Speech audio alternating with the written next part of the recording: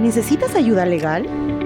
Nuestros consultorios legales te guiarán a través del complejo mundo del derecho, respondiendo a tus dudas y protegiendo tus derechos. Consultorio Legal. Doctora Daisy Blanco, los derechos de los estudiantes en las instituciones educativas privadas. ¿Cuáles son esos derechos? Bien, así como tratamos el tema hace unos días de los derechos de los estudiantes en una institución educativa pública, sobre todo relacionada con los pagos de la cuota de APAFA. Como todos sabemos, en las instituciones particulares existe ciertos pagos que los padres de forma voluntaria asumen para la educación de sus hijos. Sin embargo, hay también ciertos derechos, ciertos límites, ciertas condiciones y reglas que deben respetarse dentro de la prestación de servicios educativos en una institución particular.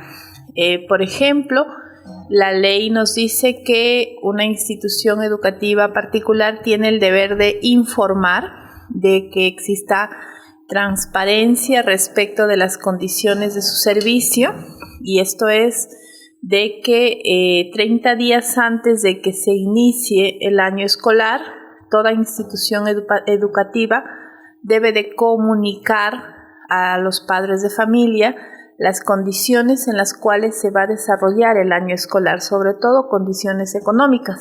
Por ejemplo, debe indicar cuánto es la cuota de ingreso, cuánto es la matrícula, cuánto es la pensión mensual.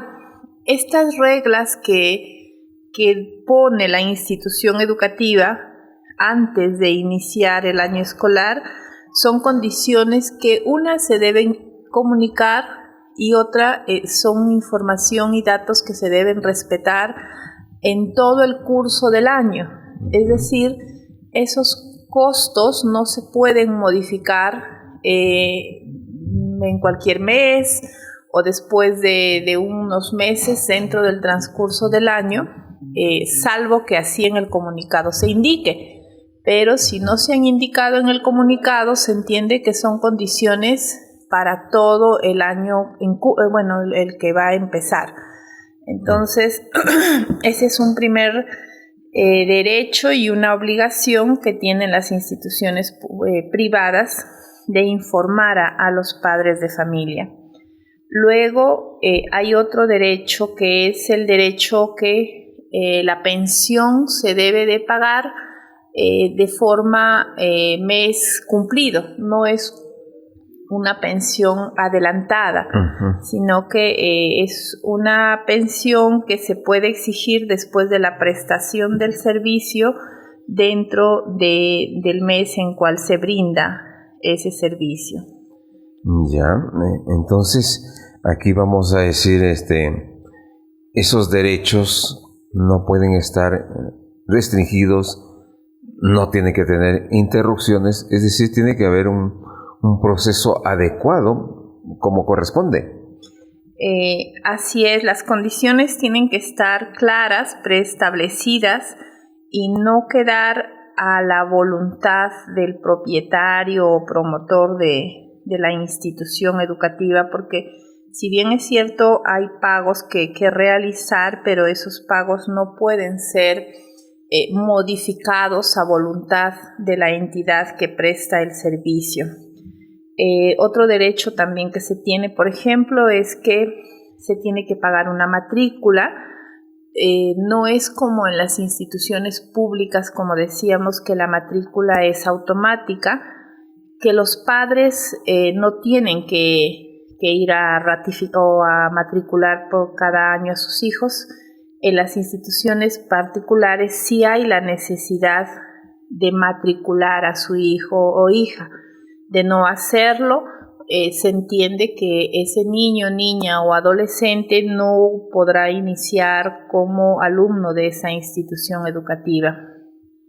Mire, entonces, este tipo de procedimientos en cuanto a los colegios privados, tampoco se puede impedir el ingreso, debe haber evaluación, y las pensiones en este caso. Sí, ese es un tema importante que, haciendo una similitud con las instituciones públicas, decíamos que está totalmente prohibido que una institución pública condicione el ingreso de los estudiantes, condicione los exámenes, condicione la entrega de informes escolares al pago de la PAFA.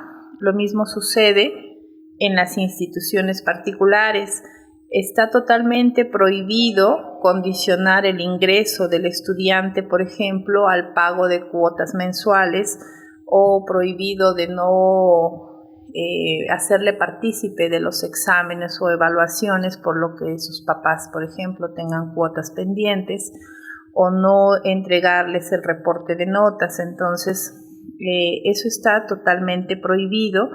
Entiéndase que la relación que existe entre el colegio y los padres para el pago de las pensiones es entre ellos dos, entre personas mayores de edad que firman este contrato de prestación de servicios para sus hijos, mas no debería repercutir el incumplimiento de esas obligaciones en los menores o en los hijos. O sea, una pensión no pagada no se le puede cobrar al estudiante, se le tiene que cobrar directamente al padre, por medios que se le haga llegar directamente al padre, que sea una llamada, comunicación por WhatsApp o hasta una carta se le puede enviar, pero directamente al padre de familia.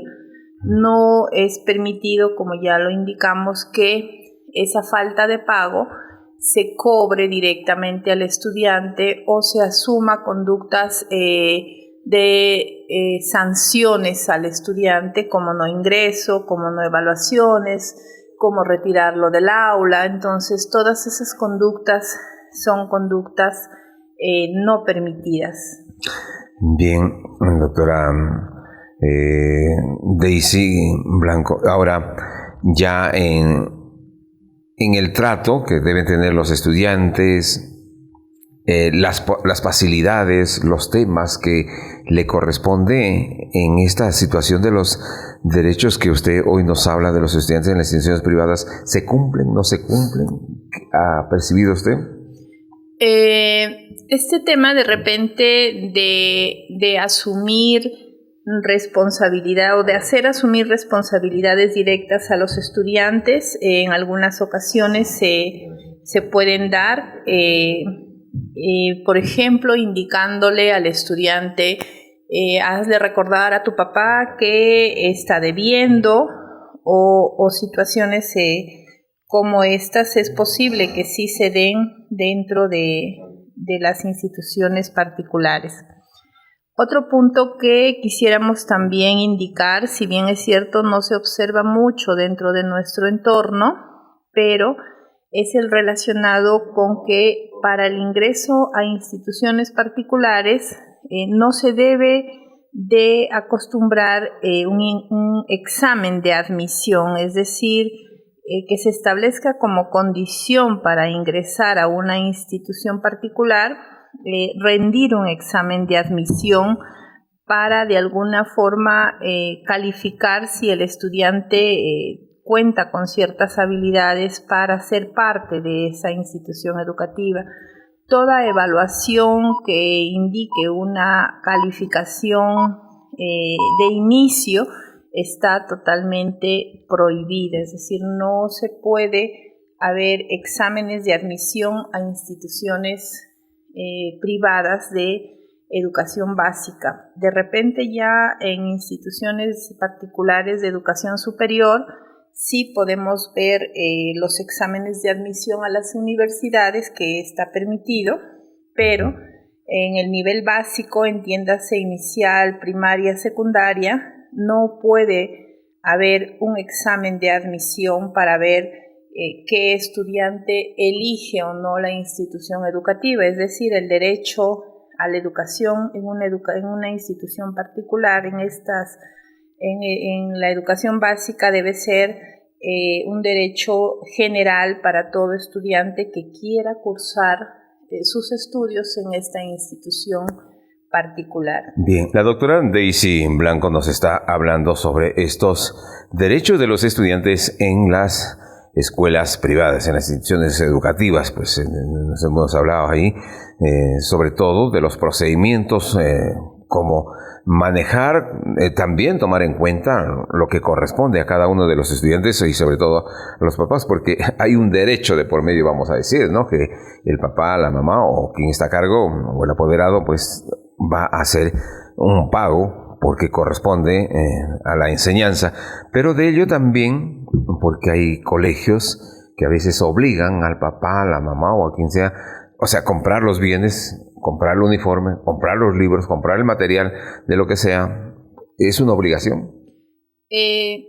Desde que un padre de familia opta por una institución particular, de alguna forma acoge también los requerimientos de la institución educativa. Lo que no está permitido es que la institución educativa oriente a que esas compras se hagan en un lugar específico. Por ejemplo, no está permitido que diga tales útiles, tales uniformes, tales libros deben comprarse en Girón tal. Ajá. Ahí les van a dar su boletita y esa boletita usted lo va a traer para sellarlo, qué sé yo, de alguna forma de condicionar a que esas compras beneficien a un proveedor en específico. Uh-huh. Eso está totalmente prohibido. La institución educativa puede hacer su requerimiento de útiles, de materiales, incluso de uniformes, pero cada padre es autónomo de elegir dónde los va a comprar. Si es que hubiera ese condicionamiento y beneficio, por tanto, a la tienda que va a vender esos productos, los padres de familia o quien lo considere puede hacer algún reclamo ante Indecopi, porque en este caso los reclamos que vulneren sus derechos como consumidores del servicio educativo pueden hacerse hacia Indecopi. Si bien es cierto, en Chota no tenemos Indecopi, pero ahora todas las instituciones del Estado tienen sus mesas de partes virtuales o su atención al usuario mediante alguna línea de teléfono. Entonces, a través de esos medios se puede hacer las quejas que se crea por conveniente. Mire, doctora, entonces eso es interesante saber, porque a veces por falta de conocimiento, por falta de información, pueda verse la persona interesada obligada a ciertos requisitos, adquisiciones que le puedan dar las escuelas o los colegios privados. Ahora, doctora, en este caso, los útiles también, como bueno, tenemos un mercado libre, ¿no? Puede adquirirlo porque son útiles que es, vamos a decir, es general, ¿no? Uh-huh. Netamente del colegio o también, como usted decía, ya hay un acuerdo entre el usuario, el beneficiario del colegio privado con quien administra esa institución para comprar los materiales. Como ya decíamos, el padre de familia debe tener la libertad y el derecho de escoger dónde adquiere esos útiles, materiales, uniformes, libros. Debe tener esa libertad de elegir cómo los adquiere, de dónde los adquiere, sin que exista ningún condicionamiento del colegio.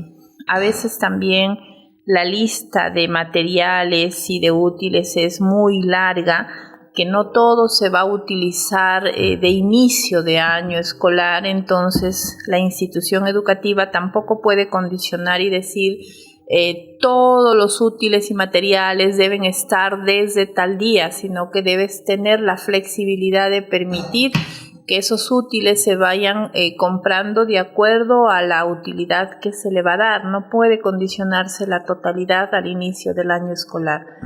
Igual pasa en el cobro de matrículas. Debe haber una información, vamos a decir, precisa, clara para evitar problemas.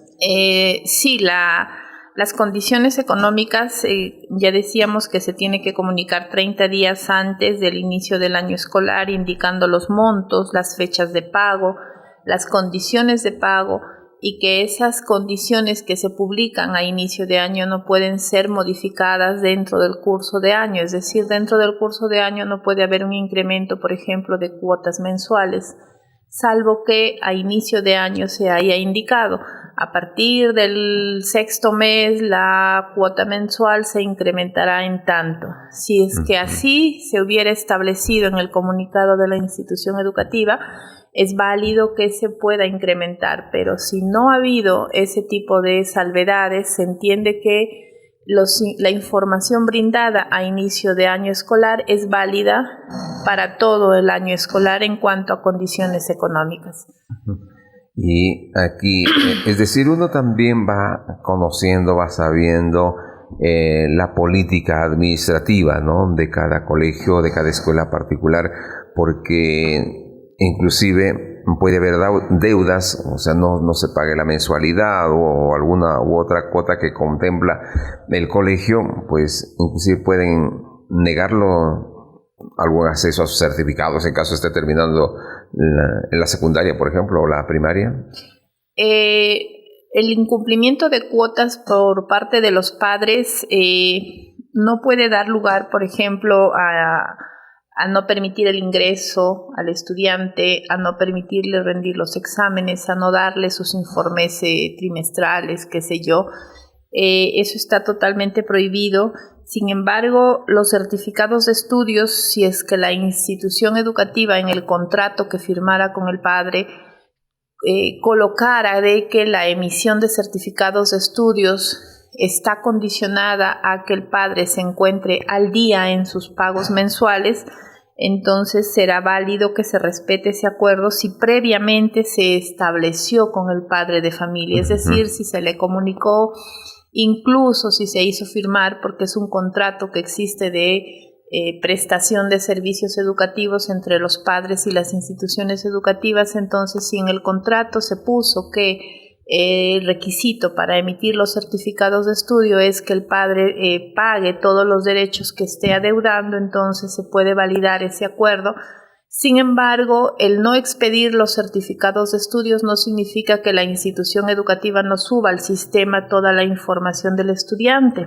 Es decir, sabemos que a nivel nacional cualquier director de una institución educativa puede verificar los certificados de estudio de todo estudiante en el sistema. Entonces, subir al sistema de la información académica de los estudiantes es un deber de la institución educativa que no está sujeta al pago o no pago de los padres de familia, porque de por medio está el derecho a la educación de ese estudiante. Es decir, la expedición en físico de los certificados de estudios sí pueden estar supeditadas al cumplimiento de los pagos, pero la inclusión en el sistema que existe de las instituciones educativas de la información del estudiante, eso debe estar al día, no puede estar suspendido por falta de pago, porque ese es el derecho a la educación para que ese estudiante pueda continuar sus estudios en otra institución educativa. Y aquí también va a depender del tipo de comunicación que maneje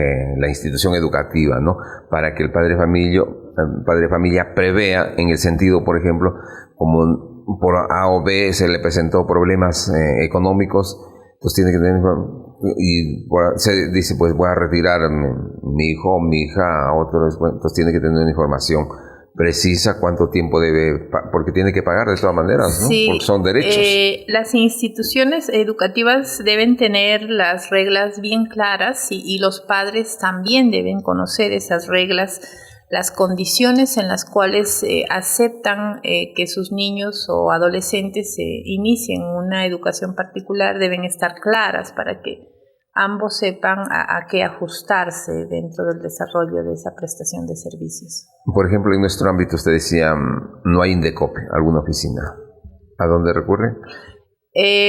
Lo que pasa es que le comentábamos que a INDECOPI se puede acudir incluso mediante una llamada telefónica, incluso mediante una mesa de partes virtual. Entonces, Ahora la virtualidad nos ha ayuda acercado bastante, muchísimo, ¿no? a instituciones que incluso no tengamos de forma física en nuestra ciudad. Muy bien. Qué bien, doctora. Interesante el tema, como todos los miércoles que nos trae usted. Pues hablábamos en el programa anterior sobre los derechos de la matrícula, los deberes que competen también a las funciones de la PAFA, y hoy los derechos de los estudiantes, pero ya en instituciones privadas. Bien, doctora Daisy, gracias por estar en el programa. Gracias a ustedes. ¿Necesitas ayuda legal? Nuestros consultorios legales te guiarán a través del complejo mundo del derecho, respondiendo a tus dudas y protegiendo tus derechos. Consultorio Legal.